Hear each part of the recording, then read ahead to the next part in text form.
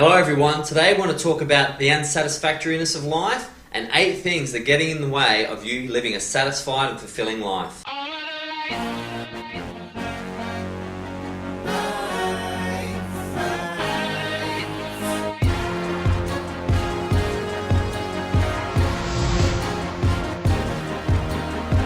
Hello everyone, being satisfied with what you have in the present moment is the gateway to unlimited happiness. So why do so many people feel unsatisfied? Why do when they buy the next product or get the next big promotion, something's still empty within them? Just only weeks or months later they find themselves sometimes more unhappy than when they had less money or they didn't have the big promotion. It's an interesting phenomenon that people have dealt with for thousands of years. The Buddha saw it as dukkha, as pain or unsatisfactoriness, and other religious techniques have been designed to eliminate it from our lives. You all know someone who's happy and satisfied with what they have. Yet we all know someone who seemingly has it all, but is always grumpy, always looking for the next carrot. Today I want to talk about what creates those sort of people that can never be happy, how to be aware of it, and during your 1-year life transformation challenge, how to sort of look for the pitfalls and make sure you don't fall into them while you're building the best version of you. So as always, I'm going to begin with a quote, and that quote is, "To enjoy good health, to bring true happiness to one's family, to bring peace to all, one must first discipline and control one's own mind. If a man can control his mind, he can find the way to enlightenment, and all wisdom and virtue will naturally come to him." My homeboy, your homeboy, the Buddha. Now, the Buddha was onto something. This guy's vibrational frequency was off the charts, and I'm so thankful that the universe put those atoms together and collected consciousness around him, because some of the things he's taught us is amazing. Now, getting control of your own mind was what the Buddha was all about. He watched kings and warlords around him trying to control other people, trying to control circumstance, battles, and he constantly saw them coming up short. The best generals would sometimes lose at war. The best kings would sometimes be, overthrown. The best relationships would fail. So what he understood was that controlling your mind was the first step. Without control of your mind, you were up to circumstance and at the level of phenomena, whatever was happening around you. So we're going to go through today how to be careful of those external factors and how they may affect you. Now, I know personally, I was always waiting for life conditions to meet my plan of the world.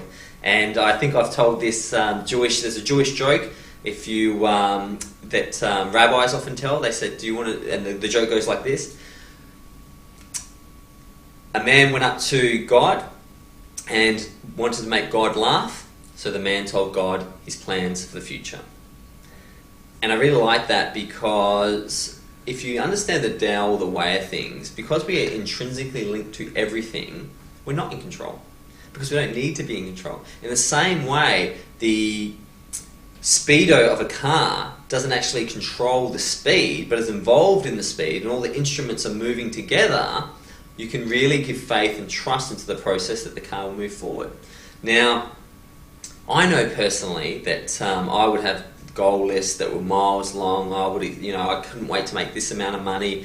Own houses, own boats. I remember, when I ticked off so many of these things, realizing that what happens if they got taken away? I mean, once you make $1 million, it's not going to stay $1 million forever. Once you spend it, you'll spend $1, you don't have $1 million.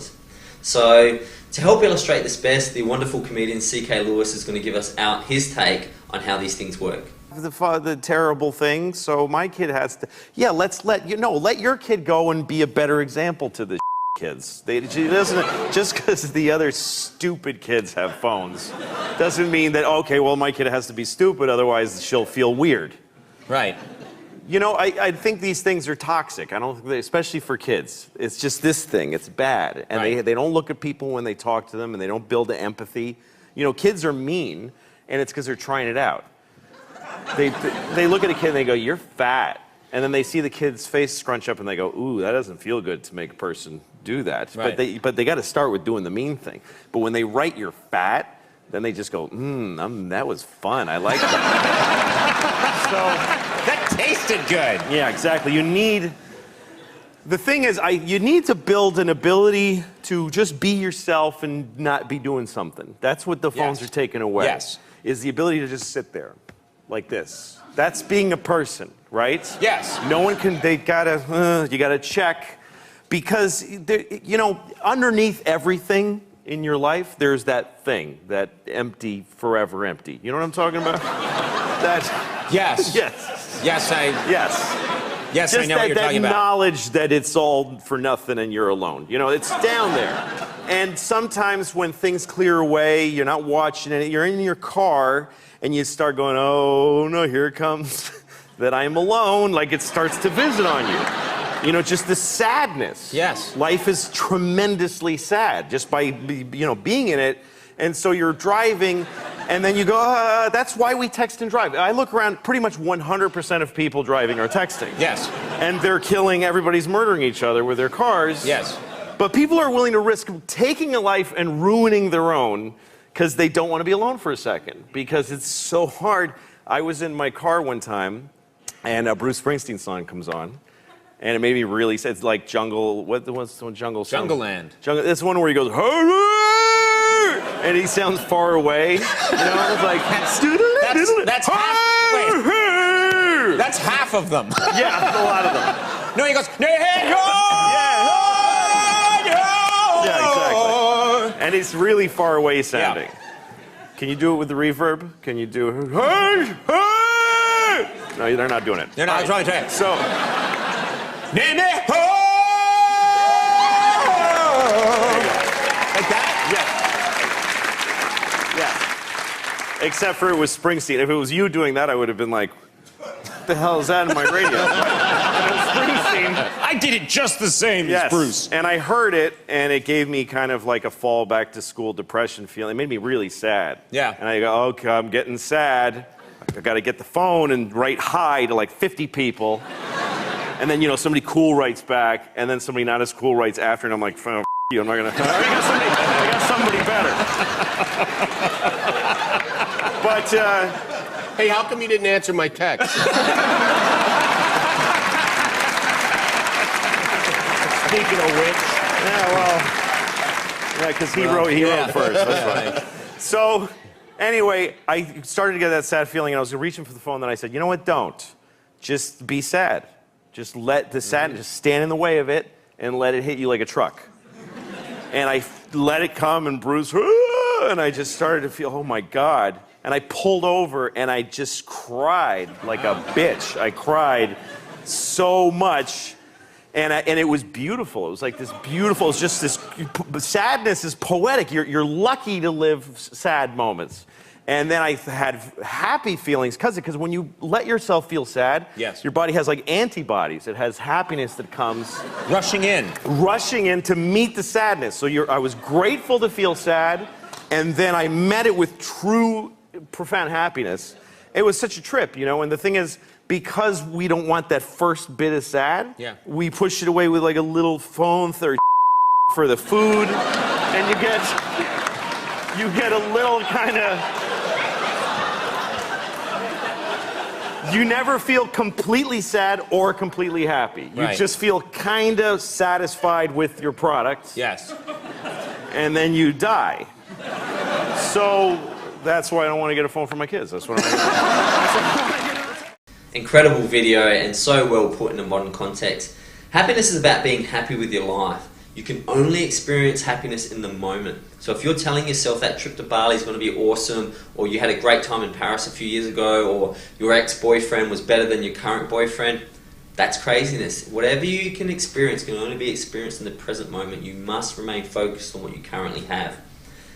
Life satisfaction is about being happy with right now, not the big picture. When someone says, what's the big picture here? People often say to me, what's the grand scheme for the 1-year life transformation challenge? And I say, I don't know. Doing this video right now is the grand plan. And it's really comforting to know that because I can control that. So let's go through those steps, those 8 steps on roadblocks to be careful about living a satisfactory life. Number 1, complexity. I'll breathe because I'm so guilty of this. I had, products for products. I had phones, PDAs, digital assistants, pages, all that. I didn't have pager or a beeper, I'm not that old, but, I could imagine having those if they were relevant because I felt like if I just had enough things, I'd be okay. I'd cater for every situation. If I had 3 soup ladles with all different little holes in them, then whatever that helps me cook, I'll be ready when it happens. All it did was create clutter and complexity. You do what is simple.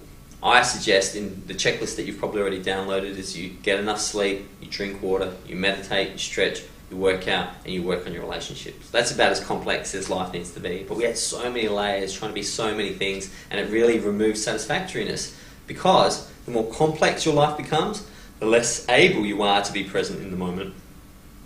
Number 2, comparison. You are as much like as the person you're comparing yourself to as you are to your own self. You are that person. This idea of someone's better than me is crazy. I guarantee you, we're all in this together. We are simply mirrors and reflections of the single consciousness. So wanting to have something someone else has is crazy. I used to say to a dear friend of mine, she would always say, look how amazing that house is. And I go, it is amazing. Isn't it great that we have that house? And she'd go, what do you mean? I go, well, because we're viewing it, because it's in our reality, because we can get joy from it, we have ownership of it. The person who lives in there is just like us. And we don't need to necessarily have the things that other people have to enjoy them. I mean, I don't have the brilliance of Shakespeare, but I can read a Shakespeare play and enjoy it. If we all share and we all understand that we're all one, the idea of comparison can really, well, the idea of continually comparing ourselves will stop and we'll become more satisfied. Number 3, breakneck pace. Stop moving so quickly. Stop moving so quickly. And breathe. Like, there is so much joy in doing things slowly. Walk slowly. Wake up and do everything methodically and slowly and enjoy that moment. If you're getting ready to go out to a big party, that's great. But remember, are you quickly putting on your clothes because you're putting the happiness in the future once you get to the party? Because putting on the clothes for a party could be just as fun as being at the party if you let it. Because you can only experience the party once you're at the party. Number 4, negative influences. Turn off the TV. We did this on day 4, and I know that you're struggling, but turn it off, and the radio, unless it's just music, because ultimately, negative influences, which are you are not good enough, therefore you must buy, are continually creeping into your life. 5, don't suppress sadness. When you suppress sadness, it manifests in some nasty forms. Feel the depth of the emotion. You can only feel it in the current moment. Don't say, I'll deal with those demons later. Deal with them now. Go to a place and find what it really means. If you need assistance with this, there's psychedelic substances that Native American Indians, Chinese, all cultures have always used to help take you there and keep you there to deal with it. We'll do videos on DMT, LSD, and those other psychedelic substances that may be gateways to divinity that later, but ultimately, you should be able to do it yourself. You should be able to meditate, become quiet, and do it yourself. If you need help and assistance, we'll do some videos later on how to make that gateway a bit more open. Number 6, your lack of connection or nature will create unsatisfactory life. Nature is your source. When the sun shines on the leaves, and those leaves glow, producing chlorophyll, which creates electrical activity that then grows the plant, that's all the miracles you need. We're all waiting to hit the jackpot. The jackpot doesn't have chlorophyll. The jackpot cannot convert the sun's energy into pure, radiant love and growth. Get into nature. For me, I get to the beach every day. Every day I must be at the beach. And sometimes I'll pick up a seashell and I'll see the Fibonacci sequence or the sacred geometry of how seashells will constantly follow geometric patterns and make those beautiful, sort of shapes and spirals. And I just think, this is pretty cool. No computer can make this, This is pretty sexy stuff. Nature is the sexiest movie, the best thing you'll ever see, but you don't know unless you're out there. When you're out there, stick around. It will get to you. Not a lot of people get there and go, I've got emails to do. Just stick around. Trust me, nature will find a way. And number 8, focusing too much on your external purpose. Now, my video on purpose deals with this, so I won't go into length, but I'll tell you what purpose is. Your purpose is to watch this video right now. And whatever you do after this video, let's say it's you get in the car, your purpose is to get in the car. Now, yes, you may have an external purpose, which is to make, $1 million for a simple example. But that is not your primary purpose. And the more you focus on $1 million, the more you ignore all you have, which is life. So your primary purpose, which is to be present, should be focused on all the time. So that the 8 influences that can take away satisfactoriness from life. The Buddha was all over this, you know. You take it from me. I've been through the tough times, the pain, the unsatisfactoriness, and I'm sure you have too. You need to take it from me that what you want is not outside of you. It doesn't exist in a product. It is you that you want, that you're yearning for. And the only way to do it is to get in touch with yourself, meditate, stay on this journey, and ultimately be aware of these 8 life-draining situations that you can find.